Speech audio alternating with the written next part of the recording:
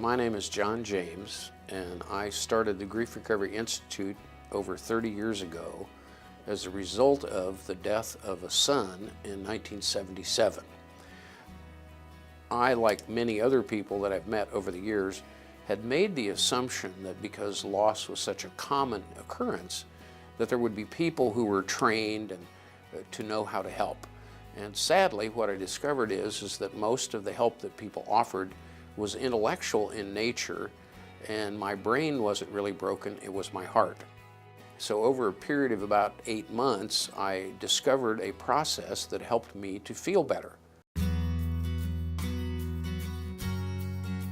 When John James created the phrase grief recovery back in the late 70s, almost no one had ever heard the words grief and recovery in the same sentence.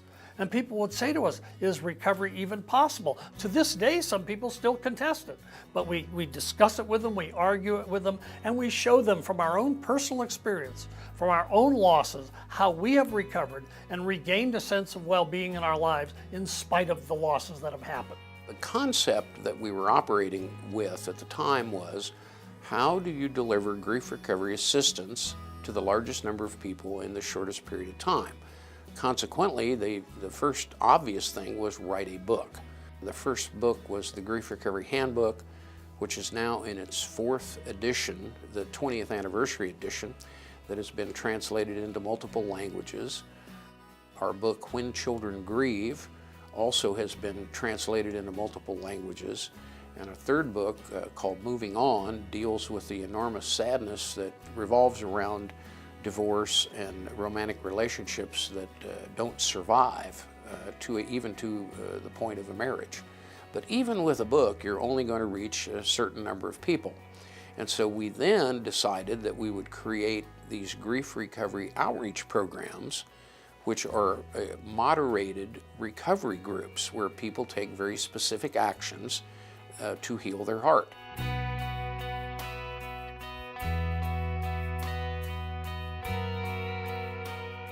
The really neat part is we give a practical, applicable set of actions people can take rather than sitting and waiting to feel better, which most people do because that's what they were taught.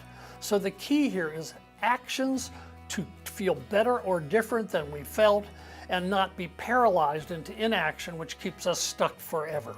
We began to train people, individuals, who would then return to their local community and moderate these grief recovery outreach programs. We started out with 4, and now I don't know the number. We have thousands of them now.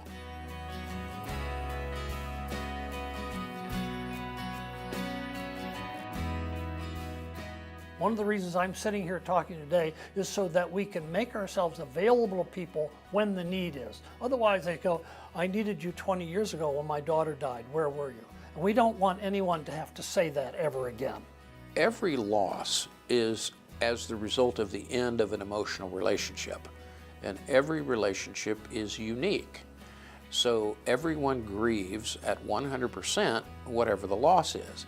And one loss has nothing whatsoever to do with the other. Part of grief recovery is to unlearn some of the stuff we all learned. So, and whether we learned it professionally or at the feet of our parents, doesn't matter. We have to unlearn some myths about grief so we can learn the method that will help us complete unfinished business. It is up to the griever when they decide that they are willing and able to come in to do the grief recovery method. It is not up to us to tell them when they have to do that. One of the most heartbreaking things is that we hear from grievers is they call and say, well, I was told that I'm not supposed to come into a group or do any work for a year, which is kind of crazy. It is never too soon to start to heal your heart. I would say that within 15 minutes following a loss of any kind, the griever's mind is already starting to identify the things that they wish they had done differently or better. I cannot imagine, nor have I seen in 34 years, any benefit accrue to anyone as a result of waiting. We have a different perspective, and the perspective is two things. It's an absolute respect of unique individual human relationships and a recognition of a method of recovery that is available to anyone who's willing to do it. I don't care where they live, I don't care what their economic status is, I don't care what their religious beliefs are. When you experience a loss, your heart hurts, and we would love to help all the people who are having that kind of an experience.